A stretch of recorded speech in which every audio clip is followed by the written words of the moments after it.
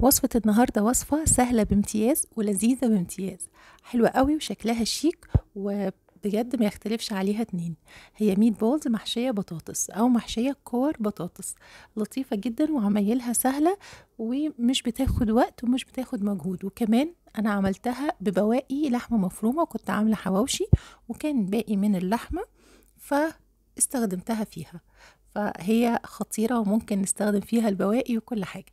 أول حاجة هنسلق البطاطس مع شوية من الملح ونهرسها بعد كده، ومش هنضيف أي حاجة على البطاطس المهروسة.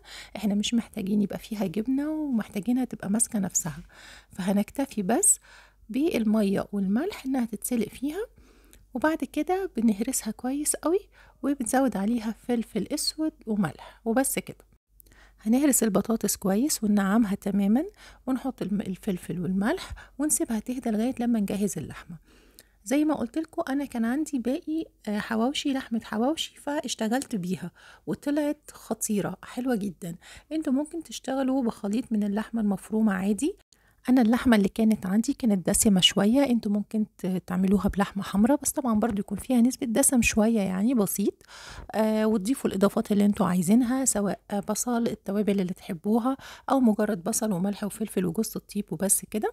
ده شكل اللحمه اللي كانت عندي، كانت طبعا فيها فلفل اخضر وفيها طماطم وفيها بصل. وكمان بحط عاده معلقه طحينه مع لحمه الحواوشي، فهو ده كان الخليط بتاعه الحواوشي. بس طلعت حلوة جدا. ده بقى كور البطاطس دي أسهل طريقة عشان نحشيها، نحشي كور اللحمة بسهولة وما تضايقناش واحنا بنحشيها. هنبدأ بقى ان احنا نعمل الأحجام زي ما تحبوا، كبيرة صغيرة، كل الحاجات دي في ايديكم.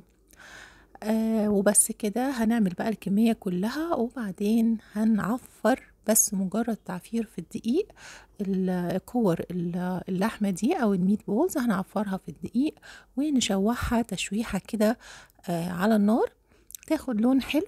ليه؟ علشان ما تنزلش مية لما تدخل الفرن، وتبقى كل واحدة كده بوحدتها وتبقى نتيجتها حلوة.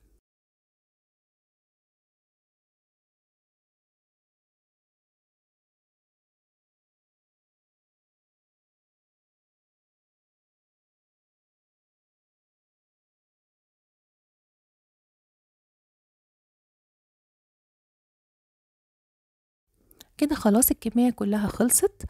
هنبدأ بقى نسخن الزيت ونشوح الميت بولز دي أو الكرات اللحمة دي لغاية لما تاخد لون حلو. احنا مش هنحمرها، هي بس تقفل المسام بتاعتها وتاخد لون بني كده حلو، هتشوفوا شكله في الفيديو. وبعد كده نبدأ نرصها في الطاجن أو في الصينية اللي هنستخدمها علشان نسويها أو نكمل سواها في الفرن.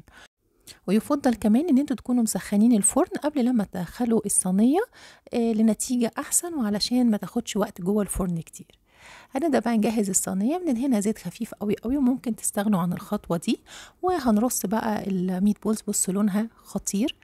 ونحط بقى حبه حلوين من الجبنه الموتزاريلا يعني اتوصوا.